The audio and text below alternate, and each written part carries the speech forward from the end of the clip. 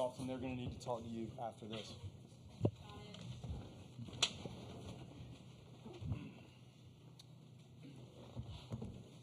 Coach, congratulations on the victory today. If you could open us up with a opening statement, please. To explain the feeling of sitting up here Friday night is not something I can remotely relay to you. This team's response of playing arguably the best game we've played this year pretty much sums up what's in that dugout. And it's not easy to go to bed after that. It's not a pleasant day. And to watch them play their best game, that was just a thrill I'll never forget here. And I've had some. That was beyond an experience I've had here, and just the response. And it's hard to say that, wow, you guys have responded all year. Look, that's just your team. Well, when you're in this, it doesn't always tee itself up for you to just go respond. You have to execute in every phase of the game. The starting pitcher has to command his stuff. It's got to be good enough stuff to handle the best offensive team, or one of the top two in the country in terms of their ability to bat the ball skills and athleticism. He had all 4 pitches going. Fastball, curveball, he landed. Your slider was good, and the changeup. And when he has all of that early and finds it and goes with it, it's exactly what you saw. And when you face those guys in Charlotte, it was a little different story. So just the toughness to deal with how that relief appearance went in Charlotte that was not good, and to respond today with that performance against that team, pretty remarkable. I think Brian is one of the classiest people in the business. That is a model program. There are certain programs, as you're trying to figure out what you're doing in coaching, that you look to duplicating the things they have done. And that's an A-plus coaching staff, their team, front line. They play the game the right way. So, again, hats off to them. It's not easy. It's not easy to be in this stadium this time of year, and they clearly are regulars. I thought the 5th inning, we talk about self-contained relief. If you're going to start games and get through enough of it to really make this a start, I thought the 5th, when he went F7, hit by pitch, walk, right? Great play in center field by Williams to lay in on the little soft fly ball, and then an L6, and that's becoming your own relief pitcher. If you can't do that, you're not going to be in the conversation to pitch 6 or 7 or 8 innings of a game.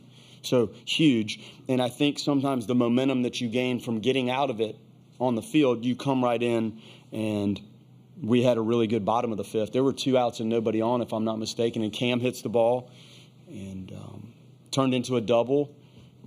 And then Tibbs, I think they walked Tibbs, and Marco had the 2-strike hit. Nice job by Ty McGahee of slowing it down.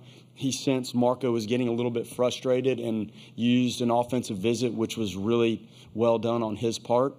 And then Ferrer hits another home run. So I thought the 5th inning was really the turning point in the game. Lodis, nice home run. And then Oxford again. Think about how that kid felt leaving here Friday when you've waited your whole life. You've been in 2 programs, and you wait your whole life to step on that mound. And he had to deal with what he had to deal with in that game. And we should have won that game. And his response to be better, his stuff was actually better. Really, really proud of him and happy for him. Good play at second, 2 good plays at short, really 3 good plays at shortstop. Really nice play at third base, a nice diving play. And then, Ferrer made a nice running catch towards the foul line, and clearly probably didn't need to slide for the one that kind of evaded him there late.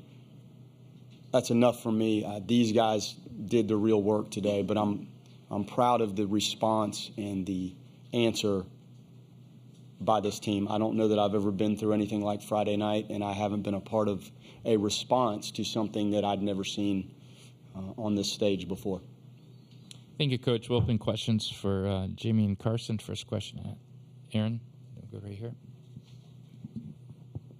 Aaron Fitt, doing baseball. Carson, for you, obviously, you clearly have respect for the Virginia offense and what they're capable of. You saw it firsthand. Curious, first off, how you adjusted your approach against them. I know it's different when you're starting, what has been the key for you to kind of unlock the success you've had during these 3 postseason weeks here? I mean, yeah, today we had these guys behind us the whole time making great plays the whole game, but being able to have more than just the fastball working and trusting in those pitches is what really made the difference between today and the last time.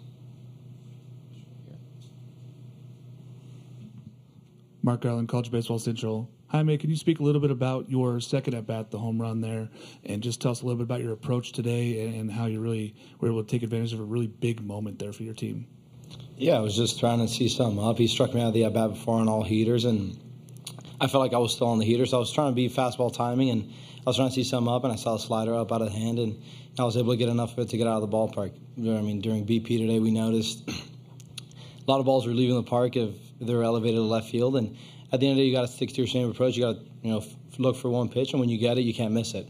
I think the team that does that more times than not will have a lot of success at the plate. And we had a few key hits, and being able to come out clutch for my team is awesome. We still get to dance, and we still get to play on Tuesday and compete for a national championship, which at the end of the day is everyone's goal here. And all 8 of these teams are championship caliber teams. So for us to come out here with a win means the entire world to us. Yeah, Jaime, I know you homered on the first pitch against Will Folk in that 4th inning, but you guys worked a lot of long at-bats against him early. Was that a game plan going in against him to make him throw a lot of pitches early in the game? No, not necessarily. I mean, at the end of the day, it's great to get the starting pitcher out of the game early, but the at-bats that we put up, like, for example, if I have Marco, Tibbs, Cam, and Max putting up long at-bats in front of me, it helps me at the end of the day because I get to see more pitches. I get to, get a scouting report from them as well. And, he's a great arm. And for us to be able to knock him out of the game early was huge for us. And yeah, just the game plan that we have and the trust that we have in each other is what helps us put up a big innings. Right here. Brett Nevitt, Knowles 247. Carson, that seemed like one of the highest volume usage of the curveball for you today.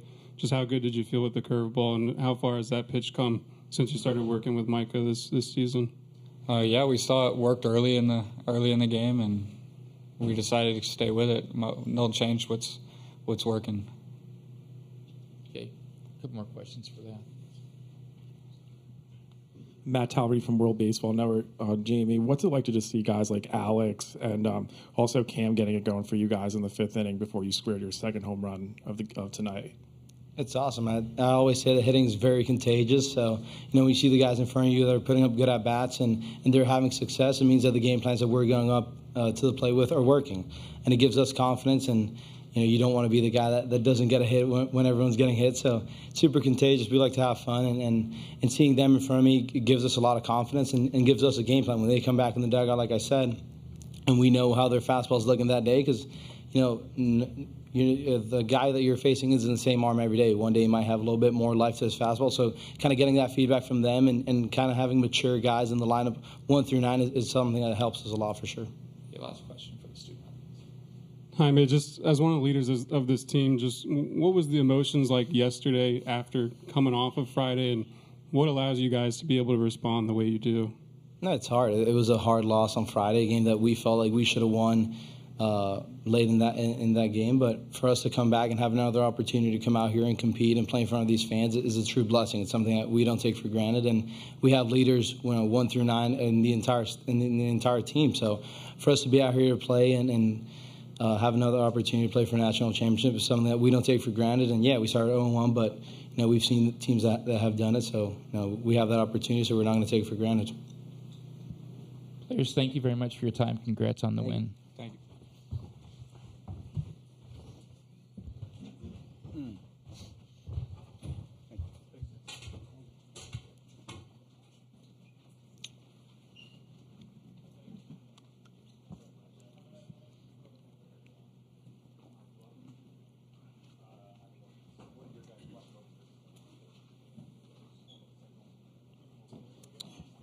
Okay, we'll open questions for Coach. We got the first one back here, then we'll go right here.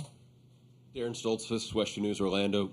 Link, bear with me. It's kind of off the normal questions, but being here in that uniform, how much do you think about 11 when you see the jerseys everywhere, and how much do you think about your coach when you're coaching in Omaha?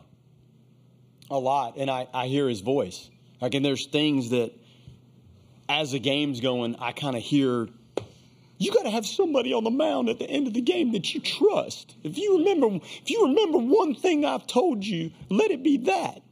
And then 3 hours later, he'd say, if I've ever told you one thing, don't get beat deep. With, it was on, and I hear that all the time. And he's the best. Like, he's the best that's ever coached this sport at this level. This is a different game than when you watch the Yankees and the Red Sox play. And he mastered the art of coaching at this level. He did. So I hear it. I think about it. And it burns me up that I didn't participate in the games that won it for him. It's tough. I'm happy to be here, but I'm not going to be happy until we've delivered the result. There's plenty of teams that are here that have not answered and done it. I get it. But when you've been on that field so many times as a player and you walk out of there and you were empty at the end, it sticks with you. So my quest in coaching was to learn what to do to make sure that did not repeat itself for the guys on our team. So that's all you do. And then if that's not good enough, you can lay your head down knowing that you gave it all you had. And I hear his voice, and his voice meant so much, and it still does because I still hear it. And like I told you, I finally imitated him to him, and he was, oh my good, like he loved it. He loved it. So he's the best, and he laid the foundation for me in this game, and I didn't have anywhere to go. It was probably about this time in June when he told me I could be on the team at FSU as a senior, not as a sophomore and an eighth grader like the guys do now. So I could go on, but he's the best. Right down here. Mark Garland, College Baseball Central. Coach, did you guys do anything special in the off day there after the tough loss on Friday to kind of bounce back and get ready for today's game? I came and watched my son throw batting practice and sat behind the first base dugout like a normal, I guess that's what a normal dad, maybe just something like that. My headache, I cannot tell you how bad my head ached Friday night, Saturday. I cannot tell you. There's no way to dodge it.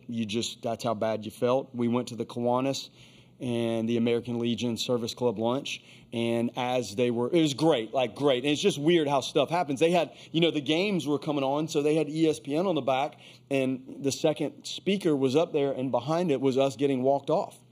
And our guys sat there and had to take that, and so the headache got a little, and it wasn't anybody's fault. It's just like, these are the things that happen when you don't win.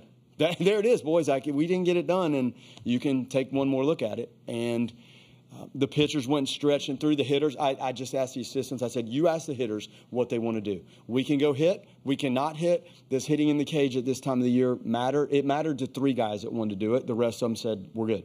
So the talk this morning was firm, and I talked to them before every game. We go over the starting pitcher, tendencies of the team, top relievers, and then I close it out, and off we go. So they knew this is no fairy tale here. You're either going to deliver the goods and go down the list of how you have to play correctly to win here, or you're not, and you'll pack up. So in a nutshell, that was part of it. And it's a tough reality, but it is a reality. And, man, they came out. They were on it. Question right over there. Coach Andrew Stem with the Omaha World Herald. What was the mood like this morning? Were they loose? Did they have a good warm-up? Did you feel like they were going to play one of their best games? What was kind of your impression of how they were getting ready to go into this? Probably better than I expected at breakfast. Probably better than I expected. I had media from 7:45 to 8:30, so when I came back in, they were already in there, and it was okay. Better than I thought. And I can read the room fairly well. I think they were okay. Now, the pregame, that was pretty good. And I said, guys, you want to take ground balls during BP like you normally do? And I don't care if we come back out and do our 2-man fungo tournament type infield, outfield. I don't care. You've earned my trust. So if you think you want to chill out and eat your sandwich and just get out of the sun and chill, I could care less. All I care about is when it is 106 that you have your A game. So no in and out. But I could tell the BP was really good. The infield defense stuff, I hit the fungos the whole time. They were on it. And the outfielders were moving around, and they were moving into different positions. We have a lot of different spots we ask them to play. I saw them doing it. So they were really locked in. Now, that can happen, and you still can get your tail beat. But you could sense that the vibe and the focus was there. Last two questions here and here. Yeah, Coach, go back to Dorsey for a minute here. I know it's been an interesting year for him. Had some ups and downs, and feels like in the postseason, really, I know he had those 2 rough relief outings in the AC tournament, but in Clemson, you were there, weren't you? Yeah. 2 grand slams in 2 days to the same guy. Was it the same? Yeah, it was tough. But, to see what he's doing now, right? These 3 starts in a row in the postseason just nails. How have you been able to get him there, and how's he been able to do this? Learning yourself and what it feels like. He's a talented kid, but Gulf Coast Community College, great. Tyler Younger, great coach. Their guys are prepared, but nobody's quite adept at this type of thing or some of those games until you've been in it a little bit. It's hard to feel how you might feel when you're on this stage, and the arm feels different, your body feels different, the adrenaline, it's new. So maybe that had something to do with it. Mastering the pitches and the breaking ball helps because, like Kershaw, the bigger kind of gets people off the riding fastball, the harder slider, and the changeup. If not, the changeup and the slider are almost the same speed. So that thing visually alters what the hitter sees and kind of feels, and then the speed difference is big. When you had Leiter, Arnold, Whitaker, and we had Dorsey in the pen and Charles and other, it was different. So we were trying to use him out of the bullpen. So he said, Coach, I don't care. I just want to pitch and I want to go to Omaha. That's what I want. Some guys, when you talk about leverage relief, starting you throw once a week, when you're throwing your bullpen, when you lift twice, what conditioning you're doing, your flat ground, the day you can do PFP and the day you can't. It's a little bit more streamlined, so a lot of guys kind of enjoy that because it's easier. So in the midst of what we had going early, when we had not lost a game for a third of the season and he was in relief, you saw the Clemson thing. It just worked out when Leiter went down that, hey, let's try this starting thing and maybe he can get more comfortable. And there have been some really, really good starts against some tough top national teams. So, last question right here. And I'm good because some of our I just want to make sure our local guys have had a chance, if that's okay. We'll leave Virginia waiting. Oh, yeah, dang. I'm sorry. That's okay. I thought they had already gone. No. Sorry. When Wolf Folk went out, how did the approach change with Savino coming in? I know you guys saw Savino in Charlotte. Did the approach change at all? And were you impressed with how quickly you adjusted to him?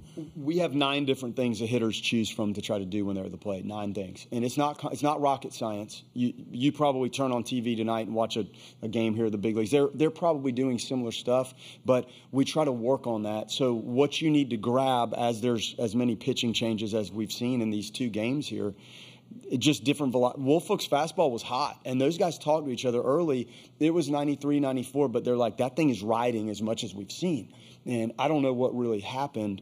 But then Savino is more like slice and dice and change up and move it around a little bit. So it's just a different calibration of the feel of the fastball probably more than anything else.